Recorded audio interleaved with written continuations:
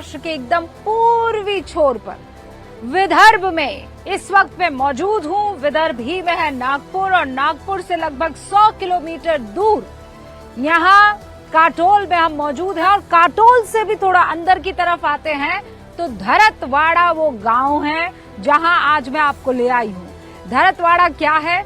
ये वो जमीन है जो अपनी कोख से संतरा, कपास और सोया इसकी खेती करती है।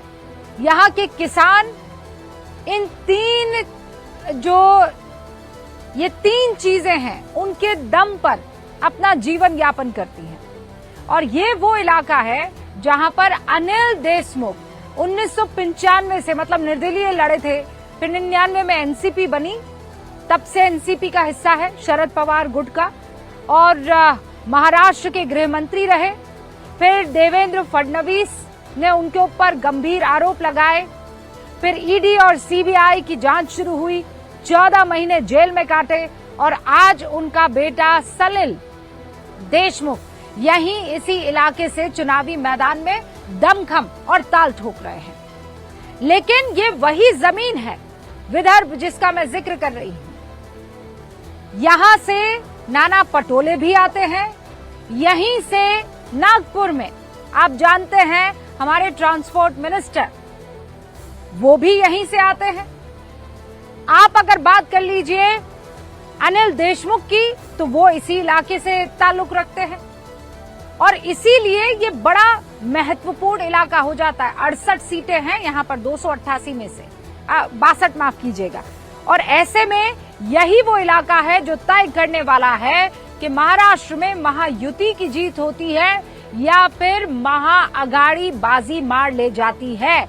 लेकिन इस जीत के बीच में अगर इन दोनों ही गठबंधनों के कोई खड़ा है तो वो है बागी। बागी पूरा का पूरा खेल बिगाड़ रहे हैं और इन बागियों को बीजेपी की तरफ से देवेंद्र फडणवीस कह रहे हैं कि बना लिया गया है, हमने तो इन्हें मना लिया है, कईयों ने तो नाम वापस ले लिए हैं। लेकिन उद्धव ठाकरे को धमकाना पड़ा है कि मान जाओ, नहीं मानोगे तो बाहर का रास्ता दिखा दिया जाएगा। और ऐसे बहुत से नाम हैं जो मान भी गए हैं और उनसे ज्यादा वो नाम है जो आज भी ऐठे बैठे हैं इस ख्याल के साथ कि हम इस पार्टी का और इस गठबंधन का पूरा किला जो है वो ढा देंगे। तो इन्हीं बागियों पर आज बात करनी बहुत जरूरी है। सारे खास मेहमान हमारे साथ जुड़ चुके हैं, उनसे आपका तारुफ करवा देना चाहती हूँ। 62 सीटों वाले इस इलाके में चाहे नितिन गडकरी, चाहे नाना पटोले, चाहे देवेंद्र फडणवीस, चाहे अनिल देशमुख, सब यहीं ताल ठोक रहे हैं। एक छोटी सी स्टोरी आपके सामने और उसके बाद सारे खास मेहमानों से आपका तारुफ।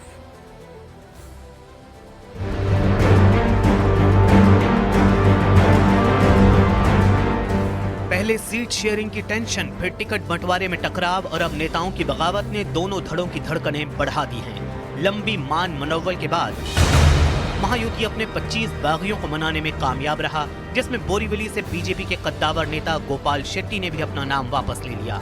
तो वहीं शिवसेना के 8 और एनसीपी के 6 बागियों ने अपने नामांकन वापस ले लिए। महाविकास अघाड़ी भी अपने बागियों को मनाने में कामयाब रहा। महाविकास अघाड़ी के 20 बागियों ने अपना पर्चा वापस ले लिया, जिसमें कांग्रेस के 9, उद्धव गुट के 7 और शरद पवार की पार्टी के 4 बागी मान गए। लेकिन परेशानी इतनी भर नहीं है। दरअसल महायुति के 18 और महाविकास अघाड़ी के 22 नेता अभी भी मैदान में बगावत का झंडा बुलंद किए हुए हैं। वो ना तो पार्टी से निकाले जाने की चेतावनी से माने और ना ही मान मनोबल का उन पर कोई असर हुआ। हालांकि बीजेपी का दावा है कि उसने अपने 99% बागियों को मना लिया है। तक बीजेपी का सवाल है, 99% बागियों ने नामांकन वापस लिया है, वो पार्टी के साथ आए हैं। 1% जो है इन पर पार्टी कार्रवाई करेगी। तो अब मैं नहीं मानता कि अब बागियों का कोई प्रभाव बचा है। लगातार समझाने के बाद भी पर्चा वापस नहीं लेने पर शिवसेना उद्धव गुट ने अपने 5 नेताओं को पार्टी से बाहर का रास्ता दिखा दिया। उधर बागियों को मनाने में नाकाम रही पार्टियों ने अभी से ईवीएम का रोना शुरू कर दिया है। आज अमेरिका में चुनाव हो रहा है, वो बैलेट पेपर पर हो रहा है। अमेरिका जैसा देश आज बैलेट पेपर पर उनकी जनता अपना राष्ट्राध्यक्ष चुन रहा है, लेकिन हिंदुस्तान में ईवीएम के ऊपर आज भी लोगों के मन में संदेह है। बागियों को मनाने के लिए पार्टियों ने साम दाम दंड भेद समेत सारी गणित लगा दी, लेकिन कोई काम नहीं आई, जिसका नतीजा ये है कि 50 से ज्यादा सीटें ऐसी हैं जहां बगावत का असर दिखाई दे सकता है। महाराष्ट्र की सियासत के दोनों धड़ों के लिए इन सीटों पर जीत टिगड़ी खीर हो गई है।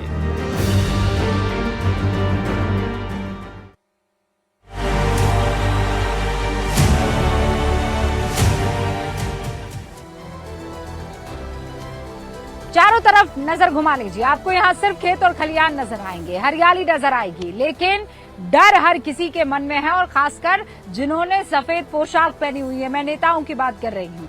मैं यहाँ इन गांव वालों से जब बात कर रही थी तो इन्होंने कहा हमें सब पता है, हमें किसे वोट करना है, कैसे वोट करना है। मैंने कहा शिवसेना और एनसीपी को लेकर आपके दिमाग में किसी तरह का कोई कंफ्यूजन, कोई पसुपेश नहीं है?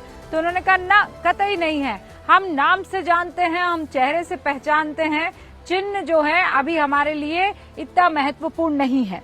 बहरहाल जो सारे खास मेहमान हैं, अब ये नाम और चेहरे से जानते हैं, चिन्ह हमारे लिए इतना महत्वपूर्ण नहीं है, क्योंकि उसी चिन्ह ने बहुत कंफ्यूजन खड़ा किया। भाई एक ही चिन्ह पर दो, या ये कहिए जो एक चिन्ह कभी हुआ करता था वो दो फाड़ हो गया है, और इसीलिए यहाँ गांव वाले कह रहे हैं हमें नाम से मतलब है, हमें चेहरे से मतलब है, हम वो जानते हैं। हमारे साथ बातचीत करने के लिए जो खास मेहमान जुड़ चुके हैं उनसे आपका तारुफ करवा देती हूँ। हमारे साथ प्रदीप भंडारी जी, भारतीय जनता पार्टी के राष्ट्रीय प्रवक्ता जुड़ चुके हैं। हमारे साथ शिवसेना उद्धव गुट के संजय गुप्ता जी जुड़ चुके हैं। राजनीतिक विश्लेषक पंकज शर्मा जी हमारे साथ जुड़ चुके हैं। शिवसेना शिंदे गुट से सुशील व्यास साहब हमारे साथ जुड़ चुके हैं। एनसीपी अजीत पवार गुट से ब्रिजमोहन श्रीवास्तव अब से कुछ ही देर में हमारे साथ जुड़ेंगे और इनफैक्ट जुड़ चुके हैं। और वरिष्ठ पत्रकार सतीश के सिंह साहब भी इस वक्त आपको दिखाई दे रहे हैं। आप सभी का बहुत बहुत स्वागत है। प्रदीप जी, शुरुआत आपसे कर रही हूं। अमरीश अतराम, समीर भुजबल,